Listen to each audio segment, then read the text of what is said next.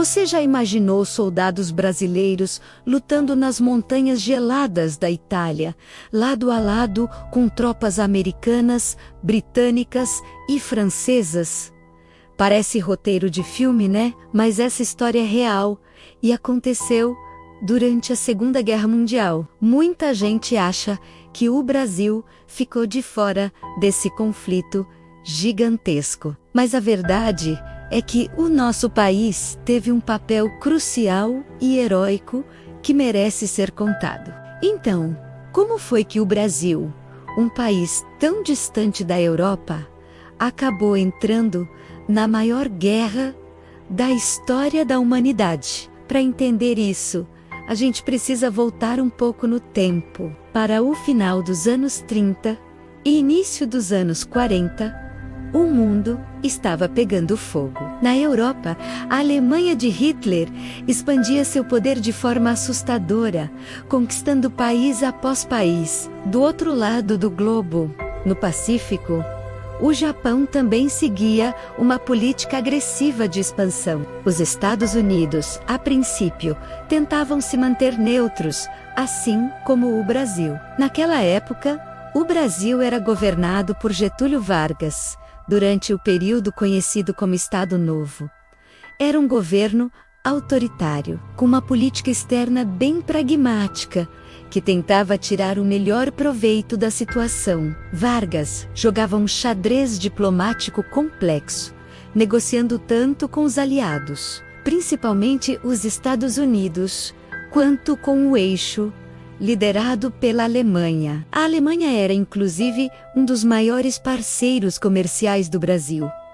Mas a pressão estava aumentando. Os Estados Unidos, liderados por Franklin Roosevelt, implementaram a política da boa vizinhança para fortalecer os laços com a América Latina e garantir que o continente ficasse do seu lado. Eles sabiam da importância estratégica do Brasil, especialmente do Nordeste, que é o ponto das Américas mais próximo da África. Ter bases militares aqui seria fundamental para o controle do Atlântico Sul. Vargas, esperto como era, usou essa situação a seu favor. Ele negociou com os americanos e conseguiu um acordo importantíssimo. Os Estados Unidos financiariam a construção da Companhia Siderúrgica Nacional, a CSN, em Volta Redonda, no Rio de Janeiro. Esse era um sonho antigo do Brasil,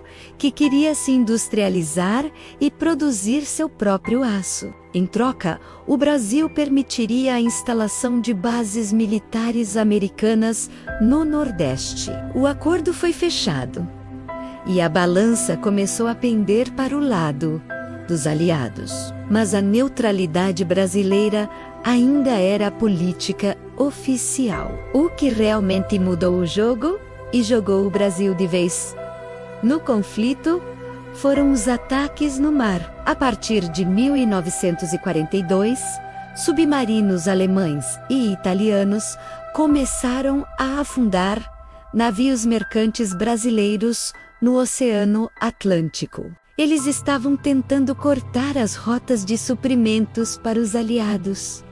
No começo, foram ataques esporádicos, mas em agosto de 1942, a situação ficou insustentável. Em apenas 2 dias, entre 15 e 17 de agosto, o submarino alemão, o -507, afundou 5 navios brasileiros na costa do Nordeste, matando mais de 600 pessoas, incluindo mulheres e crianças.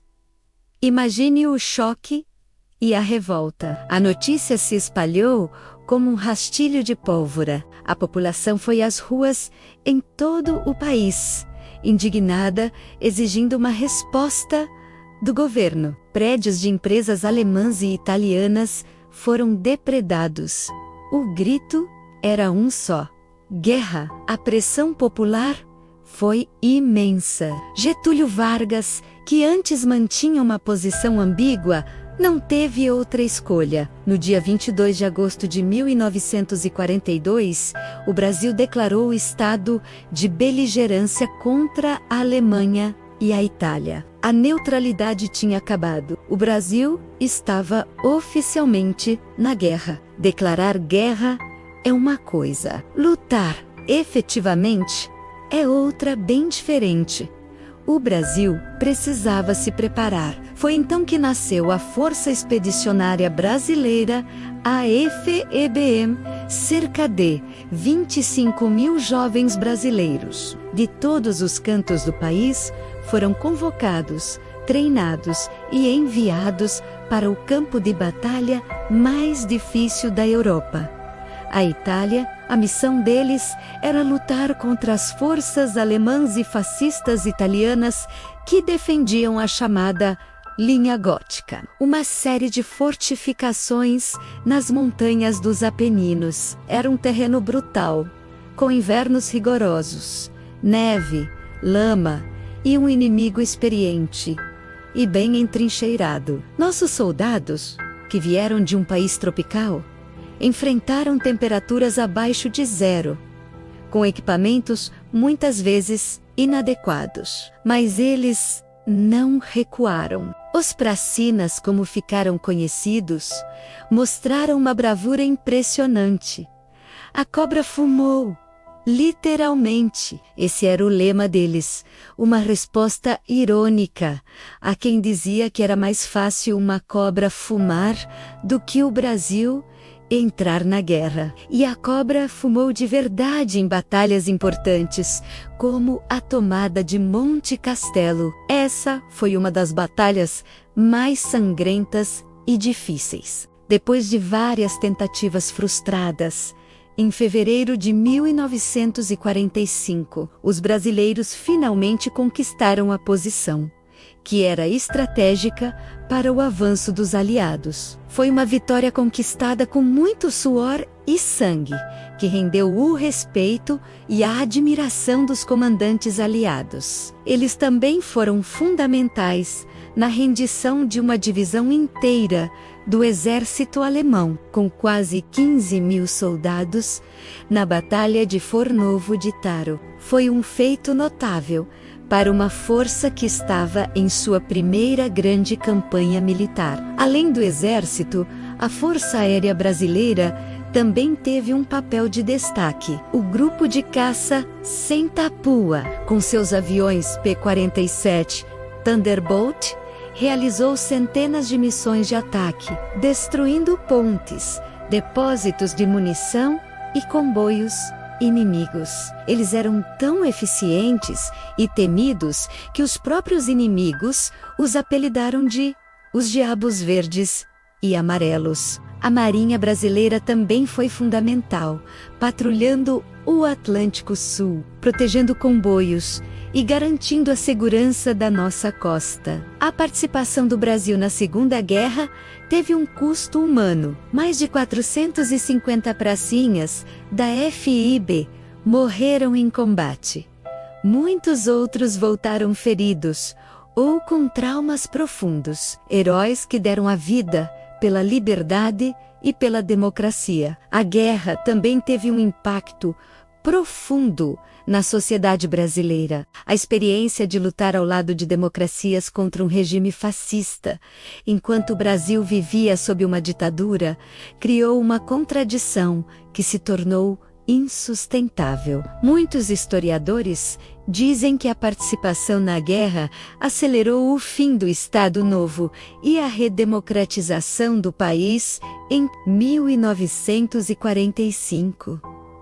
Então, da próxima vez que você ouvir falar da Segunda Guerra Mundial, lembre-se dos pracinhas brasileiros. Lembre-se da coragem dos pilotos do Sentapua e dos marinheiros que patrulharam nossos mares. A história da entrada do Brasil na guerra é uma jornada de diplomacia, tragédia, revolta popular e, acima de tudo, de uma bravura imensa. É uma parte da nossa história que não pode ser esquecida. Espero que você tenha gostado de conhecer um pouco mais sobre esse capítulo tão importante do nosso passado. Se você curtiu o vídeo, não se esqueça de deixar o seu like, se inscrever no canal e ativar o sininho para não perder os próximos.